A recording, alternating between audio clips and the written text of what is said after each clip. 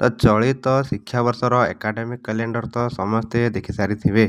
ହେଲେ ଜାଣିଛନ୍ତି କି ଏକାଡେମିକ୍ କ୍ୟାଲେଣ୍ଡର ଅନୁସାରେ ବର୍ଷ ସାରା ବିଦ୍ୟାଳୟରେ କ'ଣ କ'ଣ ଆକ୍ଟିଭିଟି ବା କାର୍ଯ୍ୟକ୍ରମ କରାଯାଏ? ଯଦି ଜାଣିନାହାନ୍ତି ତେବେ ଭିଡ଼ିଓଟିକୁ ନିହାତି ଦେଖନ୍ତୁ। ଆଉ ଯେଉଁମାନେ ଏକାଡେମିକ୍ କ୍ୟାଲେଣ୍ଡରକୁ ସଠିକ୍ ଭାବରେ ଫଲୋ କରନ୍ତି ସେମାନେ ଭିଡ଼ିଓକୁ ଲାଇକ୍ କରି କମେଣ୍ଟରେ ୟେସ୍ ଲେଖନ୍ତୁ। ଆଉ ଗୋଟେ କଥା, ହୋଲିଡେ ବିଷୟରେ ମୁଁ ଏ ଭିଡ଼ିଓରେ ବିଲକୁଲ ବି କହିବି ନାହିଁ।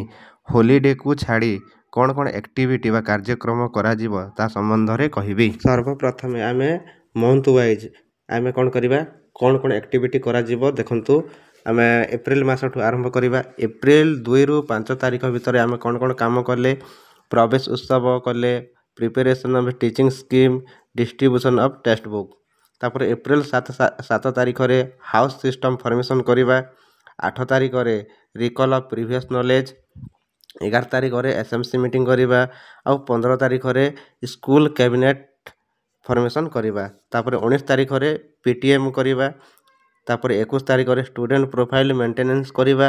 ଆଉ 25 ତାରିଖରେ ସ୍କୁଲ ଡେଭଲପମେଣ୍ଟ ପ୍ଲାନ୍ ବାର୍ଷିକ ଯୋଜନା ଆମେ କରିବା SDPର। ତାପରେ ମେ ମାସର 1 ତାରିଖ 2 ତାରିଖ ଆଉ 3 ତାରିଖରେ health card question bank distribution କରିବା। ଆଉ ମେ 5ରେ ଷ୍ଟାଫ୍ ମିଟିଂ କରିବା।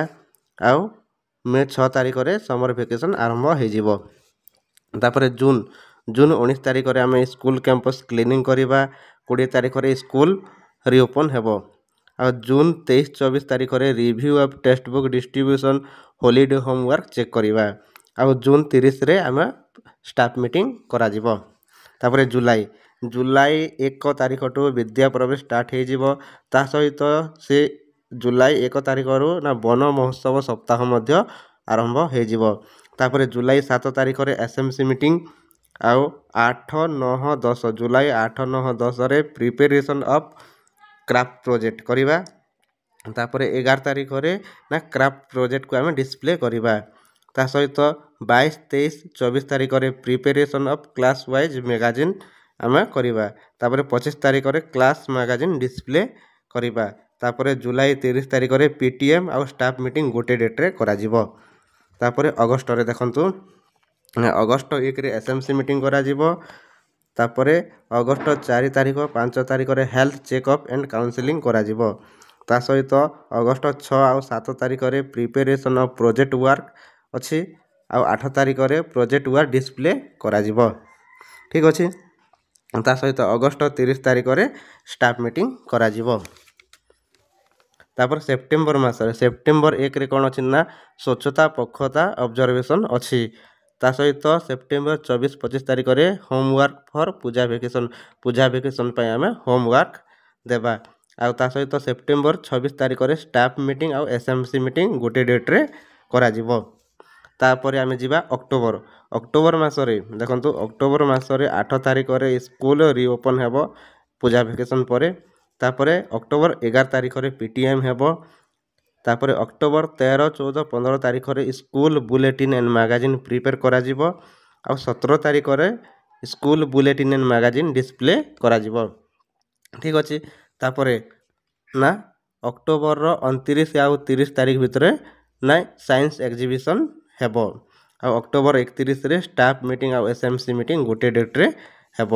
ଏଟା ଗଲା ଅକ୍ଟୋବର। ବର୍ତ୍ତମାନ ଯିବା ନଭେମ୍ବର। ତ ନଭେମ୍ବର 12, 13, 14 ତାରିଖ ଭିତରେ Surabhi festival, state level Surabhi ଫେଷ୍ଟିଭାଲ୍ର ଆୟୋଜନ କରାଯିବ। ଠିକ୍ ଅଛି।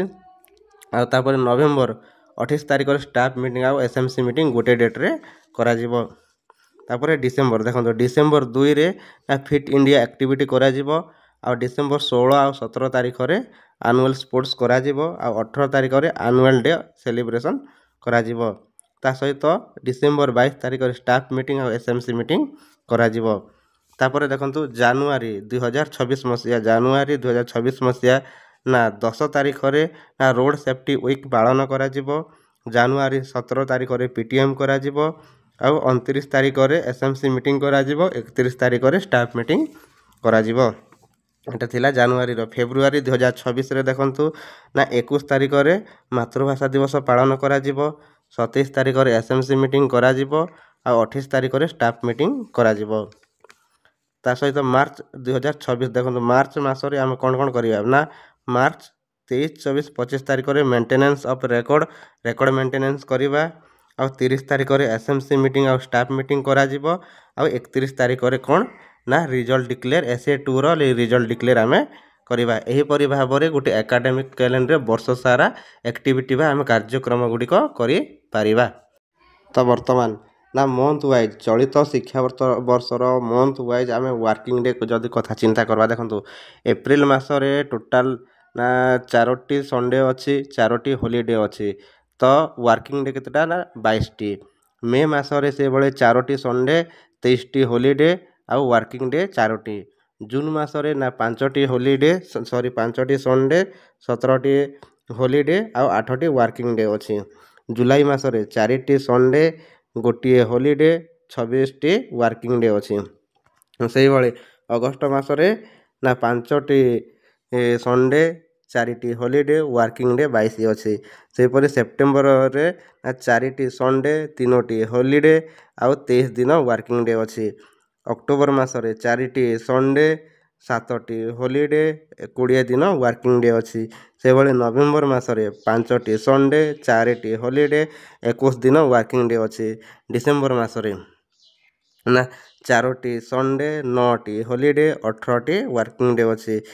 ଜାନୁଆରୀ ମାସରେ 4ଟି ହୋଲିଡେ, 4ଟି ସଣ୍ଡେ, 4ଟି ହୋଲିଡେ, 23 ଦିନ ୱାର୍କିଂ ଡେ ଅଛି। ସେହିଭଳି ଫେବୃଆରୀ ମାସରେ ନା 4ଟି ସଣ୍ଡେ ଅଛି, ହୋଲିଡେ ବିଲକୁଲ ନାହିଁ, ତ ତାର ୱାର୍କିଂ ଡେ 24ଟି ଅଛି ଫେବୃଆରୀ ମାସରେ। ସେଭଳି ମାର୍ଚ୍ଚ ମାସରେ ନା 5ଟି ସଣ୍ଡେ, 4ଟି ହୋଲିଡେ, 22 ଦିନ ୱାର୍କିଂ ଡେ ଅଛି। ତ ଏହିପରି ଭାବରେ ଆମର ତାମାନେ ଏକାଡେମିକ୍ କ୍ୟାଲେଣ୍ଡର ଅନୁଯାୟୀ ମୋଟ ବା ଟୋଟାଲ ୱାର୍କିଂ ଡେ ହେଉଛି 231। ମନେ ରଖନ୍ତୁ 231 ମୋଟ ୱାର୍କିଂ ଡେ। ତା ଭିତରେ 52ଟି ଆମର ଟୋଟାଲ 52ଟି ସଣ୍ଡେ ଆଉ 80ଟି ହୋଲିଡେ ସାମିଲ ଅଛି। ଠିକ୍ ଅଛି। ଯଦି ଆମେ ଆସେସମେଣ୍ଟ କଥା ଚିନ୍ତା କରିବା ତାହେଲେ ଦେଖନ୍ତୁ ଫର୍ମେଟିଭ୍ 1 ନା ଜୁଲାଇ ମାସର 4ଥ ସପ୍ତାହ ସୁଦ୍ଧା ଫର୍ମେଟିଭ୍ 1 କରାଯିବ। ଆଉ ସବମେଟିଭ୍ 1 ନା ସେପ୍ଟେମ୍ବର ମାସର 4ଥ ସପ୍ତାହ ସୁଦ୍ଧା ଆମର ସବମେଟିଭ୍ 1 କରାଯିବ। ତାପରେ ଫର୍ମେଟିଭ୍ 2 ନା ଜାନୁଆରୀ ମାସର ପ୍ରଥମ ସପ୍ତାହ ସୁଦ୍ଧା ଆମର ଫର୍ମେଟିଭ୍ 2 କରାଯିବ। ଆଉ ସବମେଟିଭ୍ 2 ନା ମାର୍ଚ୍ଚ ମାସର 3ୟ ସପ୍ତାହ ସୁଦ୍ଧା ନା ଫର୍ମେଟିଭ୍ 2 କରାଯିବ। ତାପରେ ଦେଖନ୍ତୁ ରିଭିଜନ ୱାର୍କ ନା ଫେବୃଆରୀ ମାସର 2ୟ ସପ୍ତାହ ସୁଦ୍ଧା ଆମେ ରିଭିଜନ ୱାର୍କ କରିପାରିବା। ତାପରେ ଦେଖନ୍ତୁ ରିଇନଫୋର୍ସମେଣ୍ଟ ନା ମାର୍ଚ୍ଚର 4ଥ ସପ୍ତାହରେ ଆମେ କ'ଣ ନା ସମର ଭେକେସନ୍ ପୂର୍ବରୁ ଆମେ ରିଇନଫୋର୍ସମେଣ୍ଟ କାର୍ଯ୍ୟକ୍ରମ କରିପାରିବା। ଏହିପରି ଭାବରେ ଆମେ ଗୋଟେ ଏକାଡେମିକ୍ କ୍ୟାଲେଣ୍ଡରକୁ ଫଲୋ କରି ଆମେ ବିଦ୍ୟାଳୟରେ ତା'ର କାର୍ଯ୍ୟ କରିପାରିବା। ତା ସହିତ ମୁଁ କହିବି ନା ଏକାଡେମିକ୍ କ୍ୟାଲେଣ୍ଡର ଅନୁଯାୟୀ ନା ବର୍ଷ ସାରା ପ୍ରତ୍ୟେକ ଶନିବାର ଦିନ ଆମେ CCA କାର୍ଯ୍ୟକ୍ରମ ବା କୋ କରିକୁଲାର ଆକ୍ଟିଭିଟି ଆମେ ବିଦ୍ୟାଳୟମାନଙ୍କରେ କରିବା। ମନେ ରଖନ୍ତୁ ବର୍ଷ ସାରା ପ୍ରତ୍ୟେକ ଶନିବାର ଦିନ CCA ବା କୋ କରିକୁଲାର ଆକ୍ଟିଭିଟି କରାଯିବ।